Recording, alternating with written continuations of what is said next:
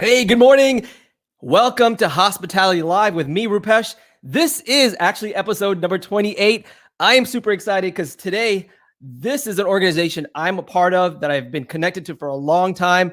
I think since 1994, which is a long time, right? I'm super excited to talk to the brand new president and CEO of AAHOA. It's the Asian American Hotel Owners Association. They're the nation's largest owners association, which I am super happy and proud to be a part of.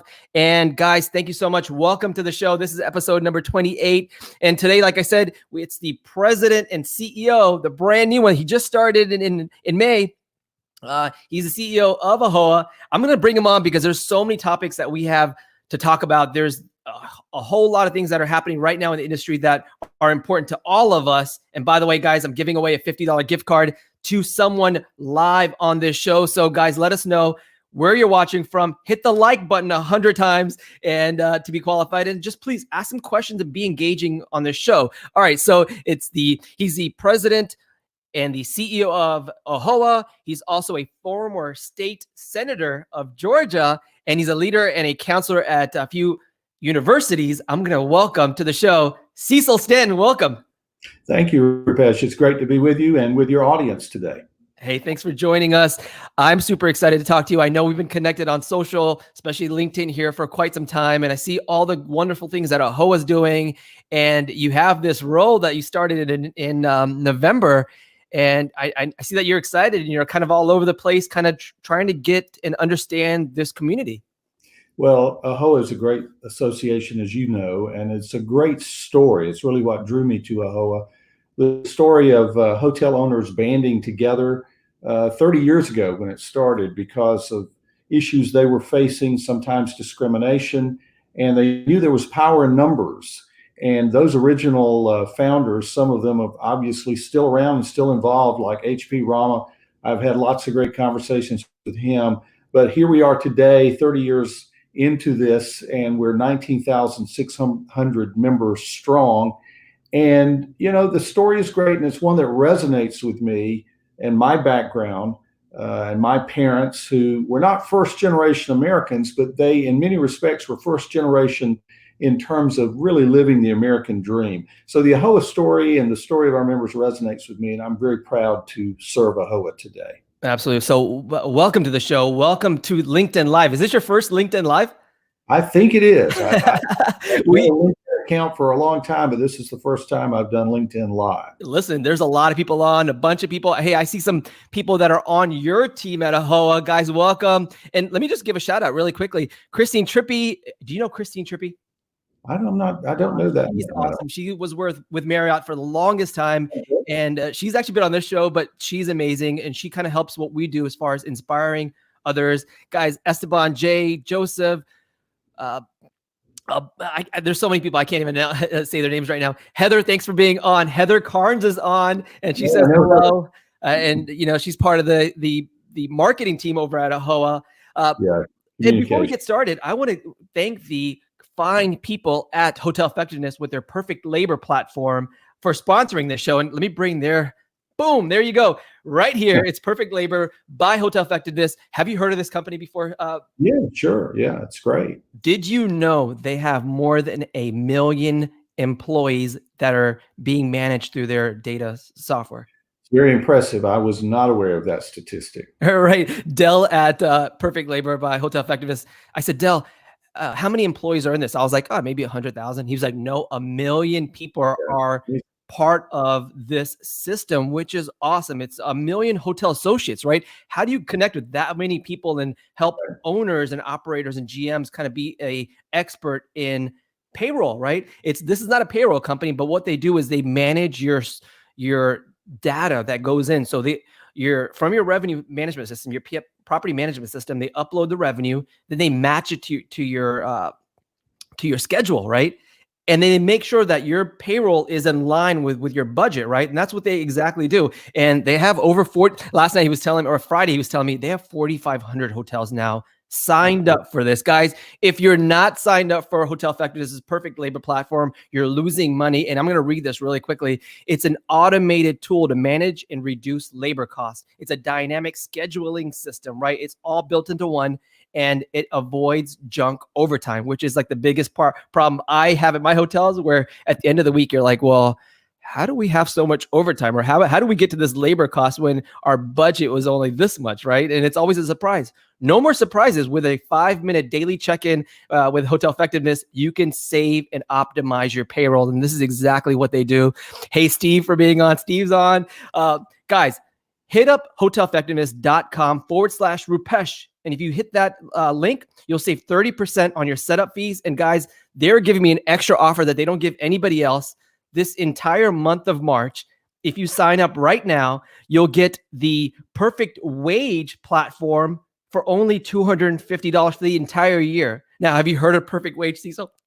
I don't think so. So it's basically, it's in simple terms, it's the pay that you would actually pay, or it's actually a software and a system that you can understand what the average pay for a front desk person or a manager in your market is, right? They have thousands of people that are into the system, and it's kind of like an algorithm. They know exactly how much you should be paying. So if you're underpaying or overpaying, you know exactly what you should be paying to optimize your payroll, and also to reduce to reduce turnover. Like, that's huge, right? How do you know you're paying the exact amount that your neighbors are paying or somebody in the market's paying, right? You don't know unless you called everybody up and said, how much are you paying everybody, right? With the PerfectLabor and Perfect Wage platform, which is only $250 for the entire year, you will get to understand exactly what you should be paying, and then how much you can save with payroll. So guys, hit up PerfectLabor. Thank you so much, Dell and the great team over there. Guys, I also am doing I just announced yesterday that they are actually sponsoring my first meetup of 2020, and it's going to be in Atlanta. So more information about that later. Let's go on to the show. All right, let's talk about your background. Let's talk about how you kind of came into the hospitality industry. But before that, you were a chancellor, you were a state senator. How did all that happen? Well, it's interesting. I grew up, I wanted to work in higher education. So I went and did all the degrees, a doctorate at the University of Oxford in England, came back to the United States and was a faculty member, soon sort of drawn into the administrative roles at university. So we did that for a number of years at the very beginning of my career. I then had a period where I started businesses, and that really comes from my parents. My parents were both small business people. They were entrepreneurs, and I guess that sort of gets into your blood. So my wife and I started several small businesses, primarily in publishing and in broadcasting. We did that for a number of years.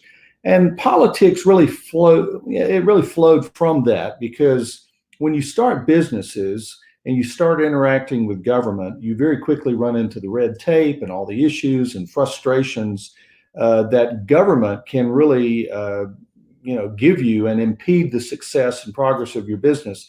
So I decided to run for office and served for 10 years, 5 terms in the Georgia Senate, representing the area we lived in. And that was a great experience, being a part of lawmaking and really listening to constituents and to business owners and trying to take care of them and have good government. And so I'm very proud that during those years and subsequently, Georgia's been recognized as a great place to do business.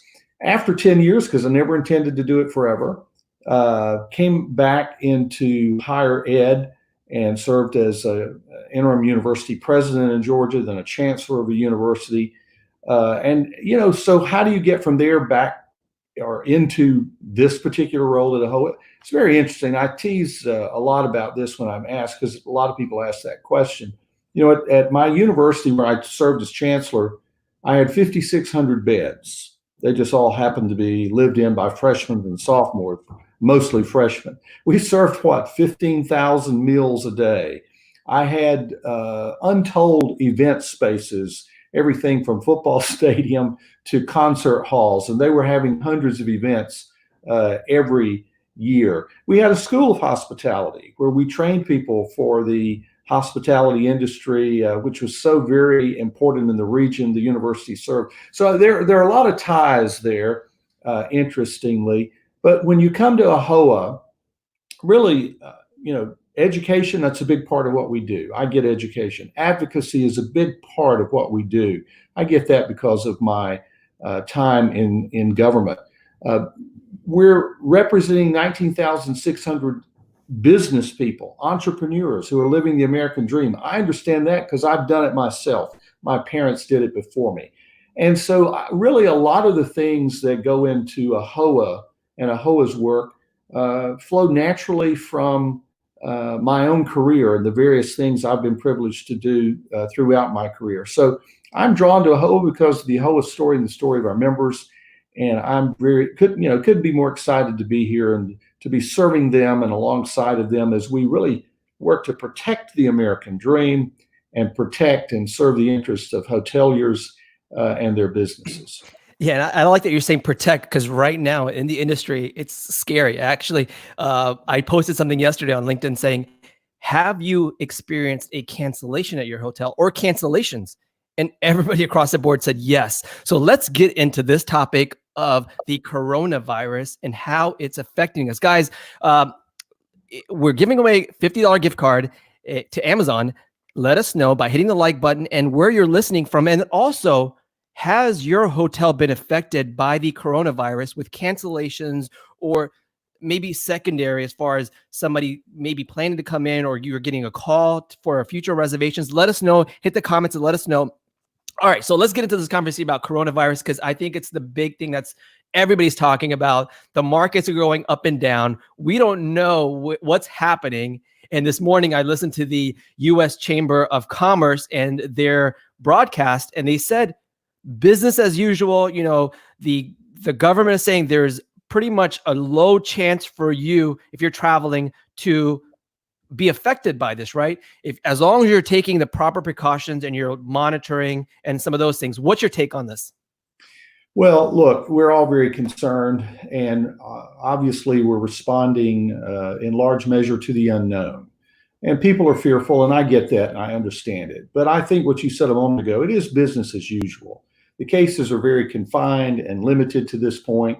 And, I'm traveling today. I'll be going to the airport after our interview, actually coming to Orlando to do a walkthrough of our convention space over the next day or so. Next week, I'm off to Phoenix. I'm not changing any of my travel plans. Now, people have to do what they're comfortable dealing with. But this is something we're monitoring on a daily basis. I'm listening in on those calls, participating in them, especially with respect to our industry. And there is a lot of concern, and certainly there is an impact, and it's going to be an economic impact. But I think the message at the moment is calm. This is something that I think is being managed appropriately, and we're going to continue to monitor it. But it's full speed ahead right now. We're looking forward to a great convention on Orlando, the middle of April, and we just hope this will be isolated and over sooner rather than later. Yeah, absolutely. And, same for our hotels. We're seeing a few cancellations. We actually have Bike Week in Daytona Beach this week, and we've seen, a few cancellations here and there. But for the most part, I think people are ready and excited to kind of get onto the road and ride their bikes and some of those things in that market. And same thing in Central Florida.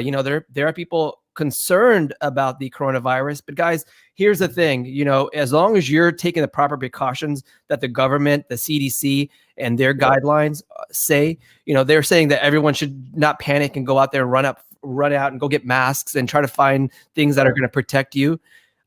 It's really, if you are, I wrote some of these tips down because I think it's powerful when people can understand, especially hoteliers and general managers kind of understand, not to panic and have an action plan, have a game plan, talk about it with their staff, talk about it with guests. It's not just, go crazy. And then all of a sudden you don't know what to do and everyone's stressed out and no one comes to work and no guests show up to your hotel.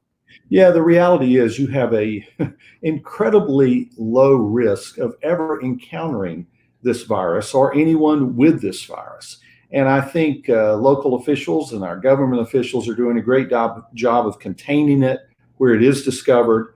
And, so again, I think it's business as usual. As far as I'm concerned, I'm not inhibited, not going to stop my travel plans. But we are monitoring it and we are concerned about it. And I want to invite people to visit AAHOA.com, where on the homepage you'll see a link to a coronavirus update. We're going to continuously update that page. It has links to various government entities where you can get the latest information. It also has a link to a webinar we're doing in partnership with Ecolab, one of our partners, to help hoteliers know how they can take precautions at their properties.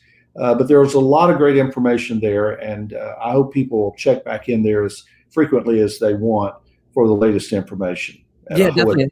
And I agree. I think, education is a huge part of us trying to calm ourselves down. So I wrote down a few steps. All right. If you're a hotel owner, general manager, or if you just even work at a hotel, share this with your entire team because, right now you're hearing it from the news, you're hearing it from friends, you're hearing it from third party, but you don't actually know until you actually get educated yourself. So go out there and read a little bit. And then, stay calm. I wrote this last week. I said, before this came out into the news, I said, are you guys afraid of this? And are you seeing any effects of it? And people said, yes. I said, the number one thing is stay calm, right? Calm down, because if you start freaking out, everybody else freaks out. People notice that, especially like as general managers. If we're leaders in our business and we're freaked out, guess what our staff and guests feel? They see it and they feel it, right? Do you guys agree? Comment, hit the like button. Let us know if your hotel's being affected by the coronavirus. All right. So calm down, have a game plan, right?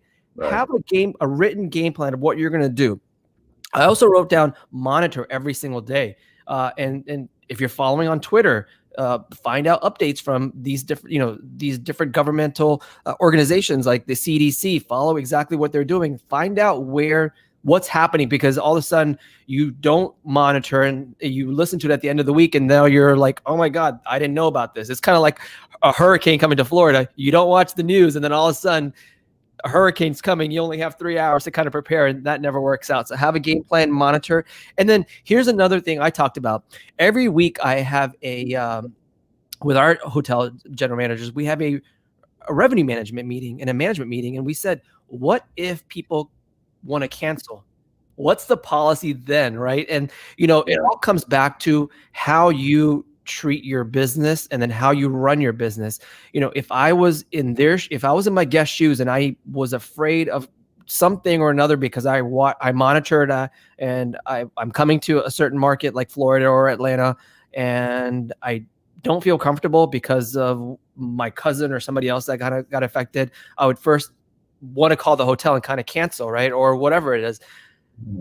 There's a few options that we kind of came up with is, don't just automatically cancel, because they could postpone it to a future date, which is a great tip that my revenue manager said. Listen, don't just say, oh yeah, we'll cancel it for you, but give them options like, can we go ahead and move this to a future date, right? Which is better than just a straight up cancellation. And then, some of these might be prepaid, and you have to look at each one of these as a individual reservation instead of just saying, oh, we're not going to cancel anybody's. We're just going to keep it going, and you have no choice. Because guess what? It turns into a huge PR problem for you, especially through social media right now. And, you're talking about people's money and you're talking about their health, which is like two huge important things that people care about a lot, right? And so you don't want to mess with those things. These are kind of my personal opinions about this. But, it's a huge topic, and the coronavirus is something to know about, but not to be afraid of it and not to be alarmed and then just freak out, right? I totally agree, Rupesh. And guys, thank you so much for all the comments online. Please continue them, guys. We're still giving away that $50 gift card to the most engaging person. All right, let's talk about your new role. If I said, all right, the president and the CEO of AAHOA, what does that actually mean? What do you do? Well, look, we have an incredible staff of about 45 people. We're divided into various teams, including membership, where we service and serve our 19,600 plus members. We certainly have a strong education team that has more than 350 webinars that hoteliers can take online. We're going to be continuing to up the number of educational offerings that we have at AAHOA. We have great marketing and communications, and then advocacy. We have an office in Washington, D.C. with 7 staff members there. And we're very interested in making sure we represent the interests of the hoteliers, both at the federal and state levels as best we can. So the CEO is really giving guidance to the whole to the entire enterprise, to the team, to make sure we have a strong commitment to our mission and the vision of the association. We want to continue to grow. You know, our goal has been, and I think we do it so well, to be the voice of America's hotel owners. And that's really my job, is to help advance that vision. We're actually going into a strategic planning process this year. Our current plan ends at the end of 2020. So we're just at the early stages of doing our plan, but we already know what our vision is at AAHOA. We want to be the premier resource and advocate for America's hotel owners. And so my job is to make sure that vision is implemented each and every day in our work. AAHOA also has great volunteers, by the way. We have a wonderful board. They're very committed and passionate. We were just together for a board meeting the end of last week. And we also have volunteers, we call them ambassadors, who serve with our regional directors. We have lots of committees that hoteliers serve on. So really, I'm excited because I get to help lead and really enact this vision day in and day out as to what AAHOA is, standing on the legacy, the history of AAHOA, going all the way back to its origins, but yet looking to the future. What are the challenges hoteliers are going to face? We live in a time of rapid change. I mean, 6 months ago, we probably weren't thinking of the word virus or coronavirus.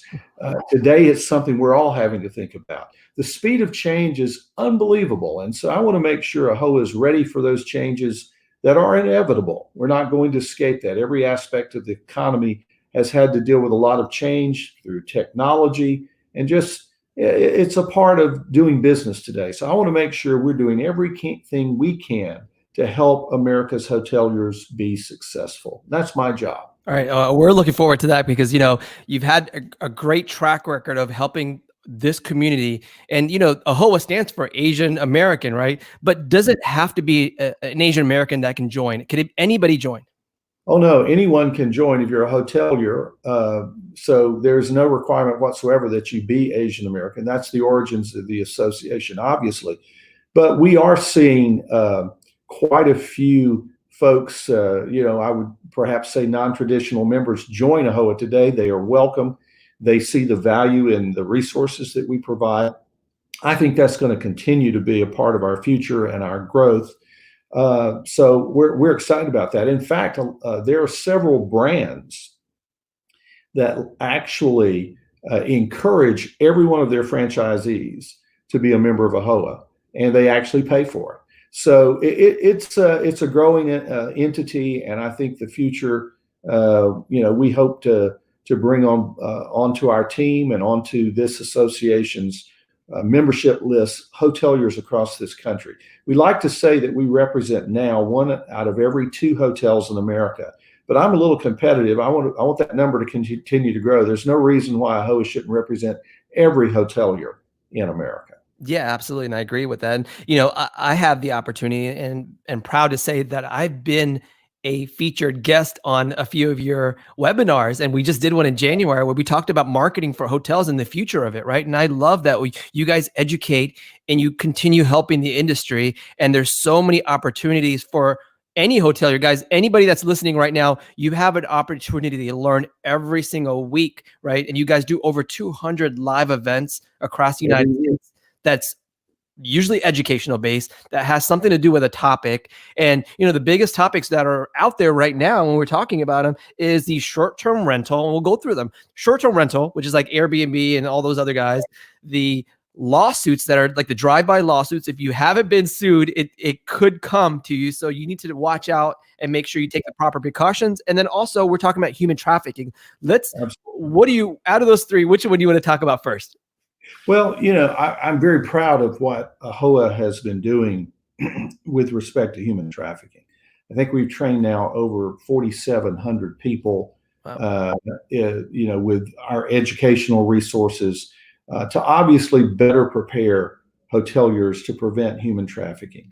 It's a horrible crime. It's a scourge upon our country that this even exists today. And unfortunately, a lot of the bad actors use hotels to do what they are trying to do. So it's important because there are a lot of legislators around the country looking at this, introducing bills. It's important that we know what the best practices are to make sure we prevent this in our properties. And I'm proud that we are leading the way, candidly, in terms of educating people about human trafficking.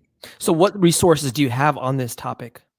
Well, certainly if you go to AAHOA.com and you look at the resources that are available there to our members, you're going to find webinars or things that you can use to help train your staff.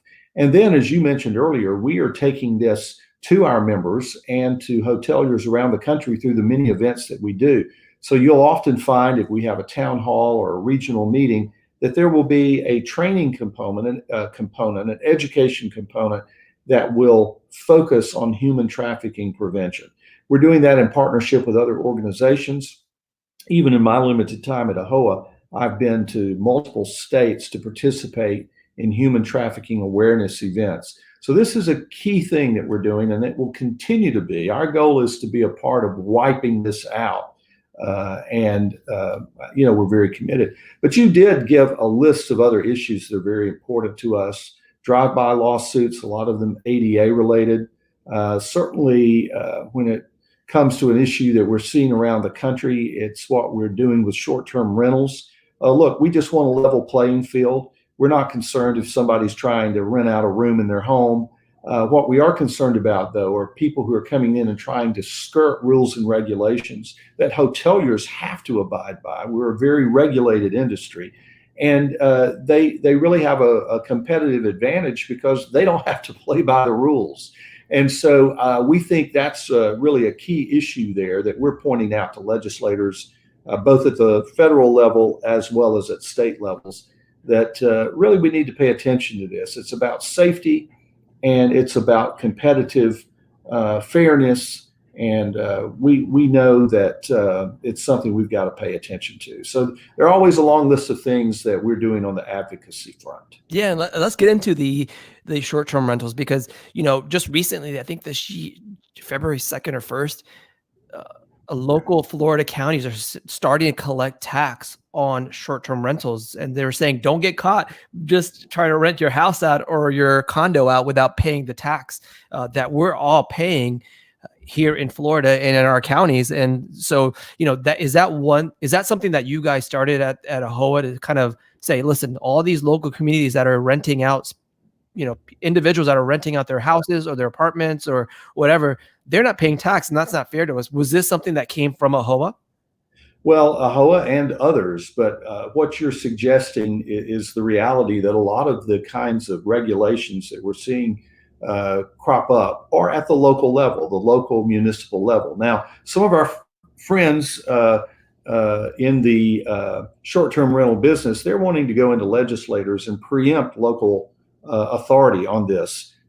I don't particularly like that. I was a legislator for 10 years. I don't like it when someone in Washington or someone in a state capital takes away the right of local governments that are closest to obviously what's going on in their communities, to take away their ability to impose some of these regulations. So again, it comes back ultimately to a matter of fairness. If you as a hotelier have to abide by the rules and you have to pay your taxes, then why would someone be allowed to be a de facto hotelier when they collectively bring together a group of rooms in a building and they can do this and skirt the regulations, which are there for a reason, obviously, for the safety of our patrons, the safety of those who stay in our properties. They can skirt those rules. They can avoid paying the same taxes that you have to pay as an hotelier. We just don't think that's fair. Fundamentally, that is not fair.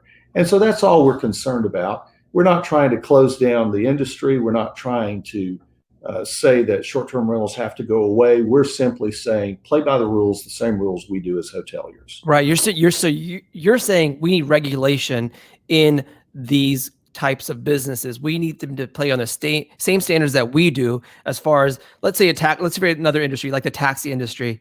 We have Uber that came in and other players that came in. They have to abide by the same rules by getting background checks, paying for insurance, doing all the things that kind of make sense and keep it a level playing field. Yeah, now they might have something better as far as technology, right? But they have to play by the same rules as far as we all are offering a similar service, and we're making it fair for everybody. Is that what you're saying?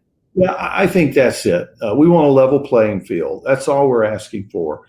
And a lot of this is being done at the local level in counties and cities, municipalities. In some cases, there are efforts to see that this happens at the state level, but we're also seeing a counter advocacy push to really prevent the local communities from being able to do this. And we're opposed to those kinds of efforts because we, again, just are looking for a level playing field. Sure, understand. All right, guys. Anybody have a question for Cecil? Would love to get a question from you guys. Hit the comments and let us know. And guys, hit the like button. At the end of the show, we're giving away a $50 Amazon gift card that we do every week. And we welcome all these great people that are on. Esteban, Christine still on, Chad, Parita, thank you so much for joining us. All right, so we're talking about hotels and we're talking about the drive-by lawsuits that happen every single day. And sometimes there's one lawyer that has 100 different lawsuits from 100 hotels in one certain market, and everybody gets sued. Has anybody experienced this or been part of a hotel lawsuit, a drive-by lawsuit, where they say, we've never stayed at this plaintiff will say, we never stayed at your hotel, but we looked online and we saw that you don't have this, and we're going to send you a lawsuit and you're going to pay us $5,000 or $2,000 or $100,000, right? Yeah, really, what's just a travesty about this situation is that I think these unscrupulous attorneys will send these letters, and they really don't have any intention of doing the lawsuit. They're just assuming that a hotelier, to avoid the controversy, to avoid the hassle and the potential costs of litigation, will quickly write a $5,000 or $10,000 check to make it go away. Right. I want to encourage hoteliers, don't do that. We've got to fight this. I know it's a little intimidating. At AAHOA, we are certainly trying to help our members to get to resources they might need if they're the victims of one of these kinds of situations. So if you're an AAHOA member, by all means, let us know if you fall prey to this. I'm going to call it almost a scam. Look, we have to abide by the laws. We are very concerned about ADA. We want our hotels to be compliant because they're our customers too, right? I mean, there's no incentive for us not to be doing everything we can to accommodate those who may need special accommodations because of a disability. But on the other hand, these kinds of things that are just frivolous, they're really damaging and harmful to business. And there really is a cottage industry, and it's a pretty large one, to just do this kind of thing. And we're seeing this all over the country. And you're right, a handful of bad players who've had a little success, they've done this, they've gotten that easy money. They're the ones who are out there churning this more than anything else. And we're going to fight it. Yeah, absolutely. And we definitely need a big resource like AAHOA to kind of back us up, because sometimes we're in the business and sometimes, if you're a general manager, you're an owner, you're like, oh my God, now I got this letter in my hand. You're shaking because you don't know what to do. You've never been sued before. And I'm sure everybody's been out there where you got your first demand letter and you're like, uh-oh, what do I do? Right. And this is when you reach out to the good people at AAHOA, Rachel, or anybody, any of that team that can help you and kind of guide you on, here are the 5 steps you need to take. Here's what you should do next, right? Because instead of just being afraid and locking your door and kind of hiding from that letter, you need to take action, because if you wait, the longer you wait, the more it's going to cost you and maybe more stress. And then it's a bad play when you don't know what to do. But that's why there's organizations like AAHOA that are here to support you and kind of here to be and mentor you. And guys, by the way, if you're not a AAHOA member, you can quickly become one. How easy is it becoming a AAHOA member? Absolutely. Go to AAHOA.com, AAHOA.com, and you'll get all the information you need. It's a very easy process, or you can call us. The numbers are all there. and we'll be glad to sign you up. Membership is a very modest amount of money, actually, for new members, like $199. We do offer you the opportunity to become a lifetime member if you'd like. That's a little bit more. But yeah, you can have access to all the resources that we have: education, advocacy, just generally trying to be helpful to you. We can't give you legal advice. We have 19,600 members, but we can point you in the right direction and make sure you have the resources that can be helpful when you're dealing with challenges that come your way in today's world as a hotelier. So I hope anyone who's not a member will certainly sign up and become a member of AAHOA today. Yeah, absolutely. You know, my brother-in-law had a problem a couple years ago with a legal issue, and he reached out to Rachel, and she really helped him out. And it was cool to see that you're when you're part of an organization, there's channels that like you were saying, you can't be their legal staff member, you can't be their lawyer, but you can guide them to another hotelier that had that experience, what they did and how they fixed the problem. And that's what I love about the community, where you're willing to share it and you're not just saying this is your problem and bye and go deal with it. And after you give them the steps, but you really connected with somebody else. And that's what happened over there. They connected with somebody else. They understood what happened and they kind of resolved it. We have the resources that come with having a membership of almost 20,000. And so, there are not many things that will occur that we haven't bumped into before through this association. So, yeah, it's good when we can point people in the right direction, get them the resources they need, sometimes make recommendations. But, it's an ongoing issue in terms of these drive-by lawsuits. It's probably going to continue for a while. But we're advocating on this issue as best we can, and particularly in those areas where it is acute and it's popping up regularly. Yeah, absolutely. And so some of the questions that are popping up here, Reginald says, do you offer associate membership for vendors? Yeah, we do have vendors who are our partners, and they become members of AAHOA. It's a different kind of thing, obviously, but we certainly would welcome inquiries from anyone who serves the industry and who wants to be a partner with AAHOA. By the way, our convention coming up in April, we will have, I think, over 800 booths in our convention trade show. It's, I think, the largest in the industry, just about, in terms of the number of vendors who come. And so I think we'll have over 300,000 square feet of vendor space. So we have a lot of vendor partners, and we appreciate every one of them. Yeah, all my friends say, hey, I'm going to be late to the convention because I have something else to do, but I am definitely going to be there for the trade show because it takes a couple of days to walk through everything and talk to all the great vendors that are out there providing all these services that kind of help us optimize our business. And I know Hotel Effective is going to be there, so I'm going to be helping them out, kind of driving a lot of. One of the things about it that we've always heard is that deals get done right there on the floor because the decision makers are there, the hotel owners are there. And so that's one of the things I love to hear when I talk to our vendor partners is they do very, very good business at our trade show.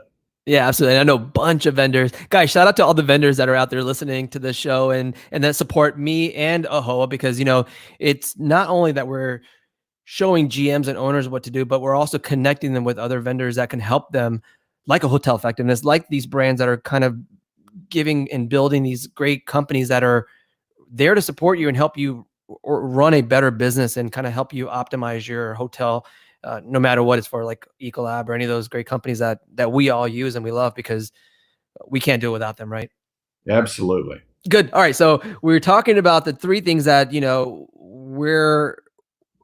that we see affected in this year in our business, but what else? What are those other topics that you see here that are coming up that you're kind of passionate about, or what are you passionate about?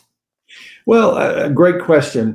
I'm excited to be thinking about our strategic plan. That's not always a very exciting thing in the eyes of a lot of folks, but really we're preparing for the next several years for AAHOA. So we're really thinking about all that we want to accomplish over the next several years. So that's a very exciting process to be about. I would say to you, there's another big issue out there, and it's one that AAHOA has a great role to play in, and it's the relationship between franchisors and franchisees. A lot of issues about that. There always are. Yeah. It's the nature of the relationship. But AAHOA has been very engaged. We have brand advisory councils for just about all of the brands, where we have AAHOA members who own or represent hotels for a particular brand. They will be on calls regularly to discuss issues. We enjoy our role of being an advocate for our members to the brands. One of the things I've been doing since joining AAHOA is meeting with brands, presidents, CEOs, development officers at the meetings I've been to, sometimes one-on-one meetings. But that's something we take very seriously, and that is representing the interest of hoteliers and making sure the brands know that we're hearing this. Our members are suggesting this is an issue that needs to be addressed. Now, obviously, a franchisee-franchisor relationship is a business-to-business relationship. We can't get involved in a contractual relationship between two business entities, but we can collectively advocate for issues that are coming up peculiar to our members and their hotels and their relationships. And that's another thing we take very seriously, and I'm proud of the good work we do.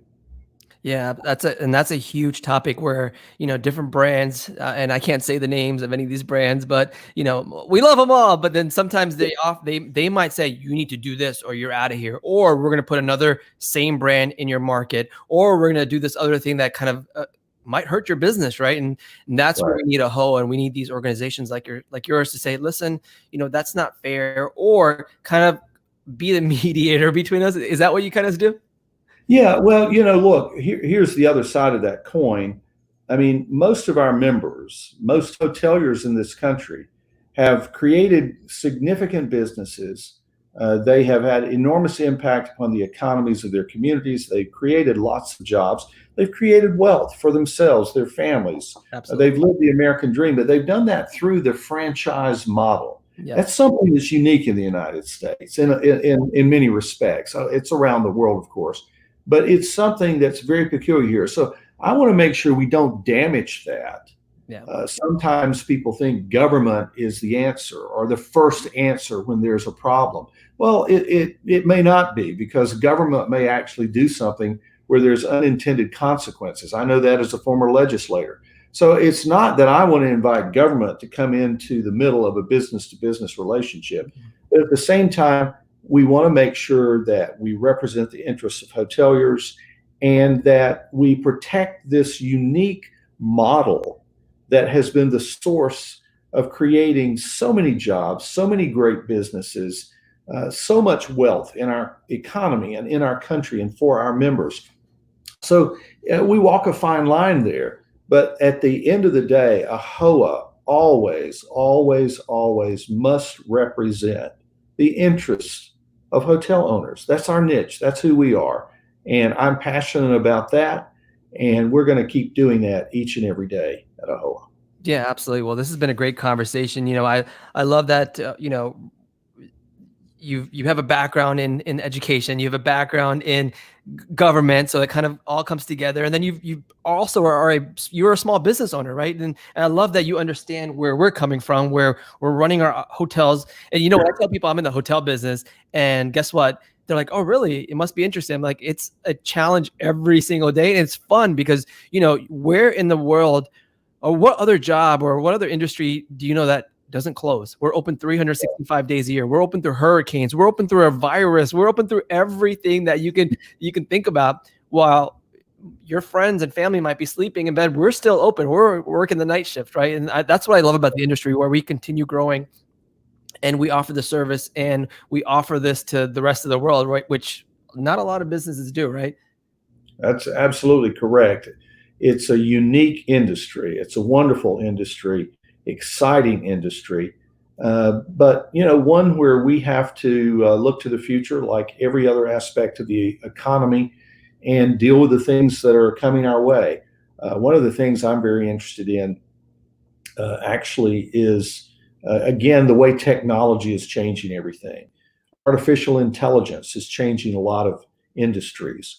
We're getting ready to see a major transformation in employment in our country and around the world because of the continuing, development of technology and its impact upon our businesses. So that's another thing I want HOA to be aware of and to be watching, because when I was an educator, we trained students for jobs that candidly don't even exist, which means you can have a major, but that major is not really going to be the thing that prepares you for the new economy or a new job 10 or 20 years from now in your career that you may have to be able to change and train for.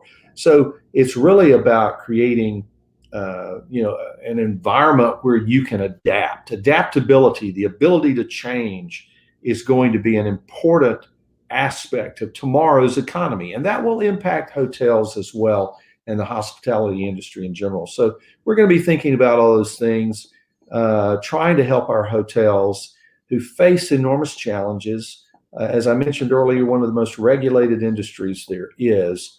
Right now, we're facing in our industry an enormous workforce shortage. It's my understanding there are about 1 million unfilled jobs in hotels in America today. And so a lot of work to do to help our members succeed, but we're about it every day, and it's an exciting thing to do. Final question. What can we do as hotel owners, AAHOA members, and just in the hospitality industry to inspire and educate the young, the up and coming hoteliers? How do we inspire them to show them that this industry is something different that they could love to learn, or they could just love because they enter and they're like, wow, I never experienced anything else like this, or give them, all three of my kids have gone through third grade now or second grade now. And every single year when they're in second grade, I went in there for career day while everybody else was like a doctor, a lawyer, all this other stuff. I came in as a business owner, a hotelier, and showed them how hotels can be fun. And I made this little presentation up of hotels are fun, and here's how they're fun. And we can inspire, guests by making like little animals and breakfast and all these different things that are engaging that makes it fun. So what is AAHOA doing, and what do you see as far as the future, and how can we maybe reduce that unemployment problem that we're having? Well, you're right. I mean, the next generation will be here soon. I have 2 kids, and I know I talk to a lot of our members about their plans, their planning for their businesses and their hotels as they move forward and mature themselves and prepare perhaps for a transfer. A lot of our members are now second generation, even third generation hoteliers. And so, that's something we're very interested in at AAHOA. We want to make sure we're able to help our members who are thinking about those kinds of issues, succession plans, how to deal with things with your family. I know we've had some workshops on that, and we've had some things at convention on that, maybe some even coming up this year because it's a very big topic. But we need to really be thinking about that. Because if we don't, there can be a lot of difficult issues to face when a business is maturing and you reach those points where you have to decide, what am I going to do next? It's a challenge, but I am proud of what AAHOA does through our young professionals. Mm-hmm. We have seats on our board that represent young professionals. We have events around the country throughout the year. We have special board members seats, and we have events throughout the year that really are meant to encourage and allow for networking. And I think that's one of the things we can do for those kids and that next generation coming along, Rupesh. We can provide networking opportunities for them. And I think that's one of the things AAHOA does so very well. When we talk to people about why you're in AAHOA, why do you come to our events, one of the top reasons is networking. And so I would say to hotel owners who are thinking about this, bring your kids to the convention. Bring your kids as they're growing, make them aware that these resources are out there. See all the fun that happens, and let them know that this is a great business to be a part of. And we want to help hoteliers do that as we move into the future. Awesome. Well, we've been talking for almost an hour now, so I don't want to take too much of your time, but this has been a great conversation. It's it's been a pleasure speaking with you, and I can't wait for all the great stuff that you'll be doing for the convention that's coming up, guys. It's April 13th through the 17th right here in Orlando. So I'm excited because it's in my backyard. I get to host a lot of people, and I hope to do an event here where I invite everybody to come and kind of just do a networking session, right? And I want to thank you for being a part of this conversation. Guys, hit up AAHOA.com. Mr. Cecil Staton, where can people find you on social? Well, find me on Facebook. You can find me on Twitter, AAHOA CEO. And then obviously on LinkedIn, look me up, Cecil Staton, and I'd love to connect with anyone who's in the industry. And you know, in any of those ways I can be helpful, please join me on social media. Look forward to having more people connect through those channels. Absolutely. And guys, all right, I said I was going to pick somebody at the end of the show, and let's see, guys. Sorry, I've been intently listening to the conversation that we've had where I haven't had a chance. You know what? Maybe I will choose somebody at the end, or maybe later on, because I haven't actually read. You know what? No, there is a person that had a really good conversation that's been really engaging on this, and I've been watching her, and it's Paula. I'm sorry, I can't say your last name. You're the CEO and executive coach at Leading Up LLC. Congratulations. You just won $50 Amazon gift card. Mr. Staton, thank you so much for this conversation. I look forward to meeting you in a couple of weeks at a convention, then also at the AAHOA conference right here in Orlando. I appreciate everything, and I'm looking forward to meeting you. Thank you very much, Rupesh. Great to be with you. Appreciate the conversation. And everyone, please visit AAHOA.com. Let us know how we can be helpful. Absolutely. We'll talk to you soon. Thank you. Thank you. Bye-bye. Bye. Guys, what did you think about this conversation? Hit the like button, and congratulations, Paula. You just won $50 Amazon gift card. Guys, like this right now if you've enjoyed this conversation. And by the way, this episode is brought to you by my good friends at Hotel Effectiveness. They have the PerfectLabor platform. Please hit this link right now, hoteleffectiveness.com. Please go to them and learn more about what they do. They will help you save 5 to 15% on your payroll right now if you do it. My hotels have signed up. They told me last week 4,500 hotels have now signed up. Over 1 million of your employees, if you're a part of this, over 1 million employees here in the United States use PerfectLabor, and they go through the system to manage their payroll, right? Which is crazy. I didn't realize it was this big. And over $15 billion of labor goes through this management system. And guys, it helps you. You'll save 30% if you use my special code right here. Plus, they're giving a $250 special rate for the entire year for the Perfect Wage platform that they also offer, which you'll get to understand exactly what you need to pay your staff when you're hiring them, or to understand what the rate is right now for a specific position at your hotel. Guys, hit up PerfectLabor by Hotel Effectiveness. Thank you so much, PerfectLabor, and the good people over there. Guys, I don't want to miss out and say this, but I am hosting an event here. Actually, not here in Atlanta. It's a meetup. It's the Hotel Professionals Meetup, March 17th at the Hilton Atlanta from 5 to 8. And guess what? You have to sign up at, let me see. I'm going to pull it up real quick. It's tinyurl/ I don't want to get this wrong. Hang on. Let me make sure. tinyurl/ I think it's Hotel Meetup. Hang on. Meetup. I think it's hotelmeetup.com.